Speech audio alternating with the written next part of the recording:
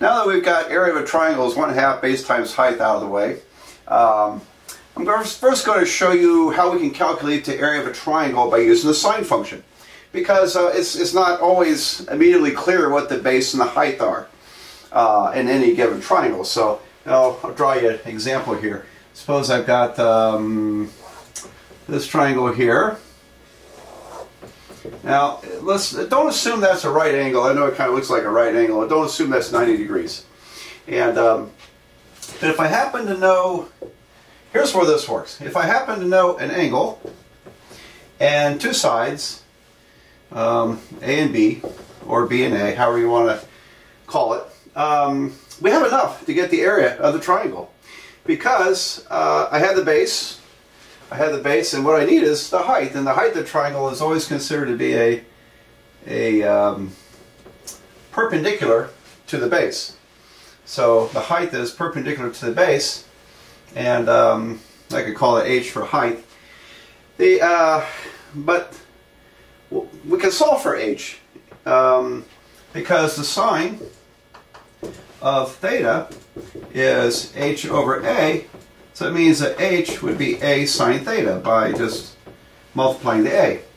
And so that means the area is going to be 1/2 times the base times the height. So it's 1/2 a b sine theta. So I wrote it in alphabetical order, but 1/2 the base would be 1/2 b, and the height is a sine theta. So 1/2 ab sine theta.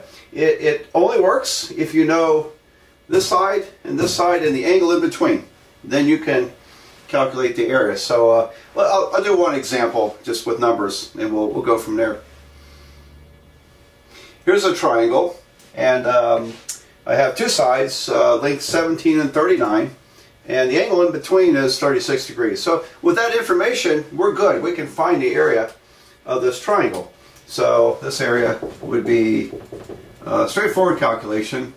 1/2 times 17 times 39 times the sine of 36 degrees. So it's a nice shortcut. We don't have to try to figure out the height of the rectangle, of the triangle, because it's basically built into the little formula there. So 1/2 times 17 times 39, that's a 39, sine 36 degrees. So let's see, 17 divided by 2 times 39, sine 36, works out to be about 194.85 square units. So I could write units squared, or just whatever the units are. It's about 194.85. Okay, well there you go, and that's about how that works. Let's look at a little more complicated problem where we could apply this, but we might have to do some other work. I started to draw a triangle here, and I've got two pieces of information. The side opposite the known angle is 43 units, and the angle is 55 degrees. Now, if I had this side, then in order to use this formula, I'm going to have to figure out the angle in between.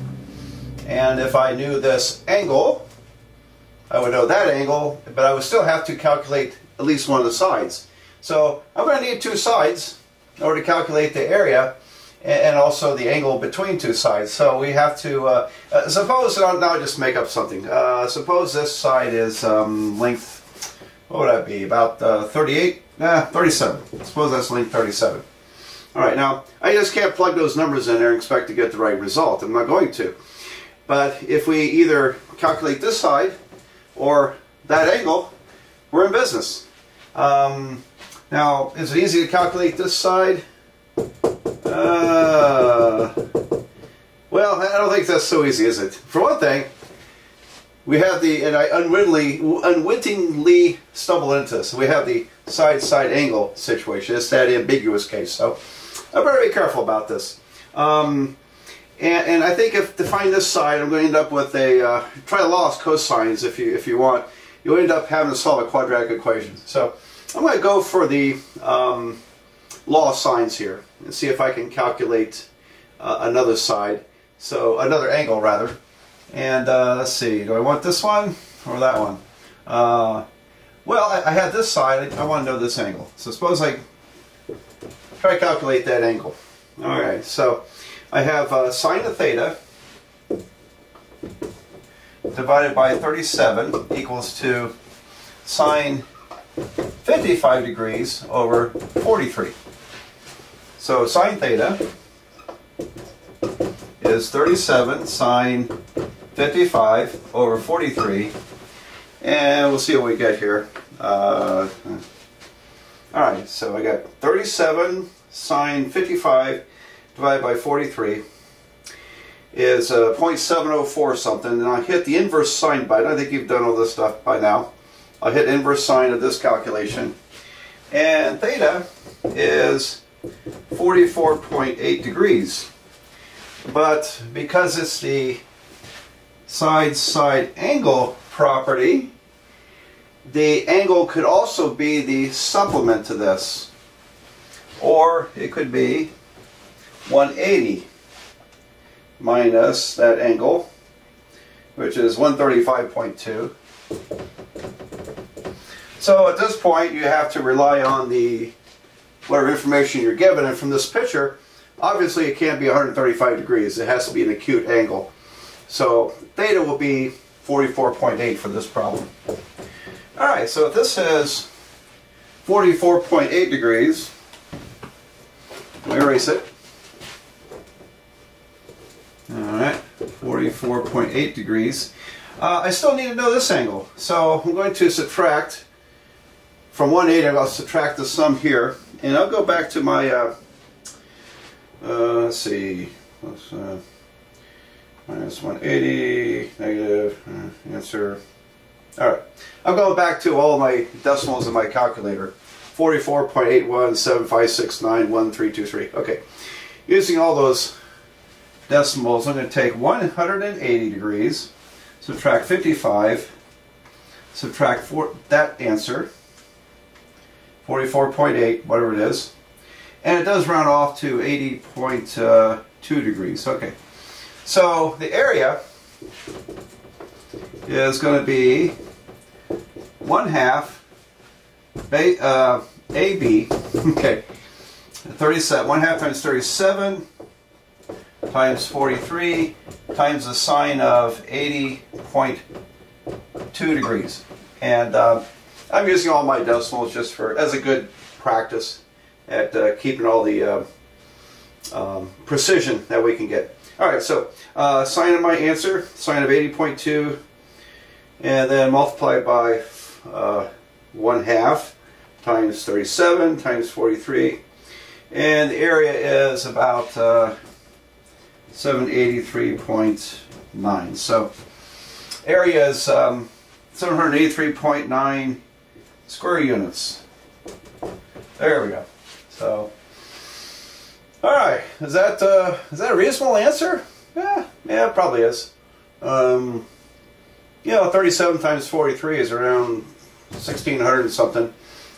Maybe it's 1,591, something like that. And about half of that, about half of 1,600 is about 800. So it's in the ballpark. I think it's probably a good answer. So anyway, okay. So if you know what A and B are and the angle in between, that's a very easy formula. If you don't have all the information, then we'll have to find at least another side or another angle. So using law of sines or law of cosines. There we go. And in this case, we had to be careful because I without realizing, I set it up as the ambiguous case, and I had to be a little bit careful about angle. All right. So very nice formula when you have an angle. And what if you're not given an angle? Well, you can still use this method. For example, if you have 3 sides known but no angles, we can use the law of cosines to calculate one of the angles. And then we can use that area formula. But I want to show you in the next video part Heron's formula, which dates to ancient times, and which can handle area of a triangle without knowing the angle. So stay tuned for that. And then I have an improvement on Heron's formula. I think it's an improvement.